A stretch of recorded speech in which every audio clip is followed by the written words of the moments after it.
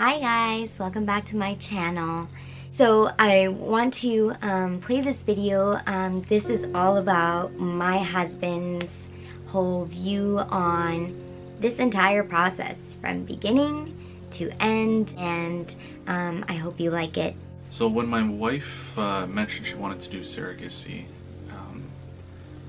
it was really interesting because for me, I had never really considered that, and not in a negative way. I just never thought about it. So for me, it was something that was very new, and I didn't know exactly how to feel about it. But she was super passionate about it, and but at the same time, kind of worried. She started explaining it. The more she explained that this is something she really wanted to do, I wanted to support her, and if she thought this was good, then as long as we had certain guidelines in terms of our pros and the cons and stuff to expect, I felt that it would be doable. So my biggest fear before the surrogacy was really, and kind of carried throughout, but mostly from the start, was how do we prepare emotionally for, and not just her, but also for me, how do we prepare for, this pregnancy in the house and having the kids around and everything like that, and how do we explain it, and not so much just explain, because that's kind of a little petty, because in all reality it was our choice, and it's what Patty thought was something she really wanted to do, so it really wasn't anyone's business. But I think the hardest thing, or the thing that really bugged me the most about it, was just like what would happen after, emotionally. I guess that would be the most fearful part of it all, is the emotional part, going into it. How are you going to react afterwards, during, but in terms of fears, like actual fears, I wasn't really scared of anything. As long as the doctor said that it was going to be okay and she would be healthy and everything was suitable, that was pretty much it. And in terms of, the physical portion of it, how she would be able to react after physically, in terms of, being able to get pregnant again, any complications, any of those sorts of things that could affect her, because she's my number one priority, and her health was the main concern for me. So during the actual surrogacy and pregnancy, I was really concerned about, I think more than anything, emotional state. For those of you who know Patty, and if you don't, she's one of the strongest women I know. Physically, for her size, is unbelievable, but she is an incredibly strong woman, and emotionally it's just the same. And I wasn't sure, because this as is was a very, very different thing that she's ever gone through, so I wanted to make sure that we had all the help we can get. So we had actually gone to a counselor and kind of came up with a game plan sort of idea on how we would tackle any stress, any sort of things like that. So that was really the most important thing for me during the pregnancy. So another thing was when we found out it didn't work. That was really hard. You get so invested emotionally in the surrogacy, in being part of something that is meant for good, that there's no negative behind it, there's no greed behind it, it's just pure love, and very altruistic. And for us, for this to happen, it was really tough. But for me, I think personally, one of the hardest things was I got so invested in it, and I was really sad. I didn't blame Patty or anything like that, or or even the clinic or anything, because it was no one's fault. It just happened. But it is difficult, it's like, you're waiting for something to really happen, and you're really excited about it, and then it just doesn't materialize, and it sucks. that was really hard. And then on the other side, it's for the intended parents, you know, how it would affect them. So after the surrogacy had finished, then, you know, we were kind of just being taken care of. The nurses, they were just making sure everything was all right. My only concern at that point was, you know, how Patty would be doing, physically as well as emotionally, and you could see it was really wrecking her up inside as well. And you know, as a husband, you try to do your best to cope with what you're feeling, but also be strong for your wife. And I tried my best. It was really difficult. It really was, because, you know, some days you almost feel like breaking down, and you just, you know, get really sad. But then you kind of roll out of bed and you see her there, asleep, you know, before I went to work, and it was like, I just wanted to tell her every morning, you know, it was all right, that things were going to get back to normal. And I mean, to some degree they have. You know, and then the secondary thing would be the physical side of it, and how she would be physically, if there would be any complications on the aftermath of everything. And but, you know, as it turned out, everything was okay. There could have been a lot of issues, but there weren't. So that was like a big relief. So my final okay, it wasn't a big thing. Like, you know, for me sometimes, you know, you kind of pray and you kind of think, and you're kind of just sitting there and you really hope to have a haha moment. But for me, it just was this peace in my gut that was just like doing the right thing, and if it doesn't happen, it doesn't happen. But I didn't have any, like our pastor says, you know, we didn't have that spiritual check where it's like something was off. It felt okay. For me, like, I'm very sensitive to that, so if something's off, like in the least, Patty could tell you, I'm really sensitive to that, and for me, I didn't get that. So I'm not sure what necessarily that meant, whether that was a, you know, thumbs up or not, but I took it as that. But it was not really like a thumbs down, like a don't go there. It was just kind of like one of those things that it was okay. It wasn't the clouds parted and God said yes. It was just more along the lines of just like just a peace about it. So after going through this surrogacy, you know, my heart hasn't really changed, because for me, it wasn't like I looked at it negatively. I didn't necessarily look at it anyway, because for me it was kind of almost like a non-factor. Like, I just never knew what actually happened. So for me, it was kind of like, it was new, right? And it was a big experience. So now in terms of how I feel about it now, I don't know. It's still kind of hard for me to go back to it, because for me, in my head, it's what happens now if it doesn't work again. You know, how much stress is it going to put on Patty? How much emotional trauma was buried in her that she didn't let go, and that this would maybe cause again? I would need that, you know, clouds parting for her to go through it a second time, because for me it was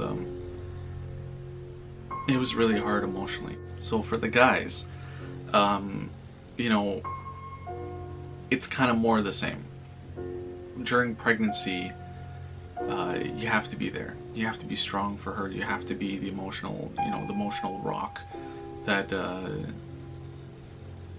typical marriages are. And that's not to say every marriage is the same, but you really have to be emotionally stable for both of you together, because when she starts taking those sort of hormones, you know, things get thrown up in the air, and really you're the only one with things who haven't really changed. But in terms of the experience, listen, it was awesome, because you really got to see what it is to give, you know, and what altruism basically is. And here in Canada, because you don't get paid for it, nothing really is beneficial for you in terms of finances or of any gain outside of just doing it for someone else, it's incredible. It really is incredible. And if your wife, is really saying that this is something she wants to do, support her. Support her, support her, support her. Unless you feel that check, that spiritual check in you that says like, something's off about this and I need to pray. But don't just say like, oh, I need to pray. No, actually, like, take time and consider it, because it is a decision that will change lives, including your own, for the experience. But it's incredible. So in terms of someone else's baby being in your wife's belly, someone else's bun in your oven, the way I look at it is that if you're a man, you're going to take care of your wife, regardless of what's inside her or not. Just no matter what the situation is, you take care of your wife. And through this process, there may be mental hurdles and that sort of thing, but ultimately, your main concern as a husband is to take care of your wife. Let the rest of that mentally, you can't focus on it, because ultimately it's not anything that can change, like once you're in the surrogacy, once your wife is pregnant, and once this whole process is taking place, at that point you've already signed the contract and everything is good to go. The only mental hurdle you have is really the emotional roller coaster that the medication sometimes can bring. I got lucky because my wife is she's strong, so there's not a lot of ups and downs like crazy, but I've heard of some interesting stories. For me, my biggest advice to the guys is that, if you guys are really considering this, do not hesitate to talk about getting a counselor. Now, most places will require you to at least have a mental analysis to see if everything's okay and see if you're ready for it, but make sure you discuss that during and maybe afterwards that you guys are going to have a counselor to work with you guys through the process. So I think one of the most important things is that you write down your pros and the cons. You write down contingency plans. You write down plans of attack and how you're going to go through this process. And for me, the most important thing above all was her emotional and physical health, and then secondary was our relationship and how that was going to be affected. And again, the most important thing for me was that. So I made sure that regardless of what she said and how good the doctors made me feel, that I kept pushing. Okay, when are we going to talk to a counselor?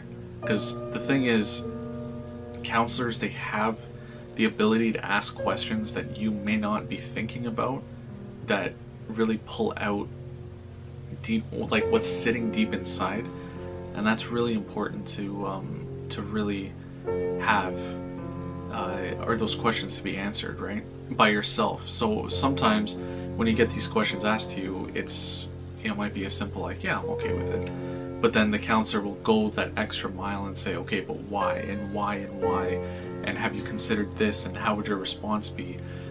So for me, that was my biggest deal breaker. If she said I don't really want it, then I'd be like, I can't support you in this, and we wouldn't be on the same page during this thing, and she wouldn't do that. That's not her. But that was my deal breaker, was whether or not we're gonna have a counselor, because I know in me, I'm still a young guy, so I don't know everything. I'm trying to learn as much as I can and everything I can. But ultimately, counselors have been trained.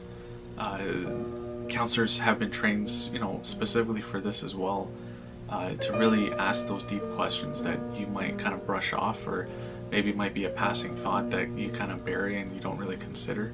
But the counselors will really ask it and then require you to answer it. And I think that was the most important thing for me during this whole process. Now, ladies, counseling is really important, but the problem is everything's fluid. So for me, that was the most important thing. For your husband, it might be something different. The most important thing that you can only do is ask. Like, just like the counselor issue, is that you have to ask these questions and be specific in terms of, you know, what would it take for you to be comfortable with this? And if it really is something that you really want to do, you work together. For me, it was a counseling. For your husband, it might be something else. You know, and because for me, that was the most important thing. I can't even think of other things. You know, as to like what their rebuttals would be and that sort of thing. So my main suggestion would be to find that common ground and walk it together. Because if you guys aren't doing it together and there's not unity in it, it reduces the chance of success because it's emotional stress. So if you've followed through my journey since the very beginning, I want just to thank you so much for doing so, and it has been quite the experience. So it's been over 6 months since I started out in this journey, and it's been incredible. I've gotten such great feedback from those of you who have been watching my journey through this process, and through the ups and through the downs, and just learning through it all and going through it. And I just wanted to thank you because your comments have been incredible. And I know that I put up these videos, you know, even though they were recorded in the past and put in the future or put in the present, I know it was a little bit confusing, but even then, getting your feedback really helped me in the time that, you know, I was still battling with all these like emotional stuff that still was in my head. And because of those comments, it really confirmed in me that doing this surrogacy and kind of broadcasting it for anybody to see, and really just you know, showing my true emotions raw in the time that it happened, was really something that was in my heart. I knew from the very beginning that when I was going through this process, this was going to be something that I would want to do because it's so unique, and who knows what I could learn from it, right? So I thought, if I can, you know, really have nuggets here and there that can really help people, then yeah, I want to do that. And if you've seen before, I have other vlogs. I have a vlog that is about crafting and doing everything Pinterest, and I have a vlog with my daughters, and that's more like our lifestyle, and my husband, like, that's our life, just in daily life. But to go through these personal issues, personal things that I've gone through, honestly, for me, the heart of it is just that I want to be able to speak into other people's lives, encourage other people. If you know my husband and I, we are all about, and when I say all, I mean all, we are all about seeing other people achieve their dreams, go after their goals, and be encouraged and be a support for those people that have those dreams, that have those goals, that had those desires in their hearts, and need someone to be alongside them. So you know, that is where this vlog is going. So you know, the surrogacy process, it was a season, you know. Would I ever go into that season again? Absolutely I would. You know, this video in particular is a video about how my husband felt about the whole surrogacy, and some of, you know, the questions that you guys had asked me about, you know, my husband. And so, but, you know, for me, would I ever do this again? I totally would. After more than 6 months, I've learned about myself that I want to be an advocate for women who are having trouble with getting pregnant. Getting emotional. I want to uplift anybody who is going through a hardship, whether that be infertility, whether that be grieving a loss, whether that be going through a really tough decision. I want to be a person that can uplift you. You know, I truly believe that people connect with other people when you get on a personal level. And when you can say, hey, I've been through their shoes, and you've actually been through their shoes, you have a connection that is really deep and really solid. So, you know, I just want to encourage you that this channel is purely about stuff that is deep. Or at least I hope so. So, please subscribe, please share. You know, I have put myself out there and have really been transparent about my journey. Not to have it just for my friends and family to see, but for anybody to see. You know, because of this process, I have been able to meet people who are looking for surrogates, people who want to be surrogate. I've been talking to people who have infertility issues and have been encouraged because they felt a sense of hope and they saw the positivity in me.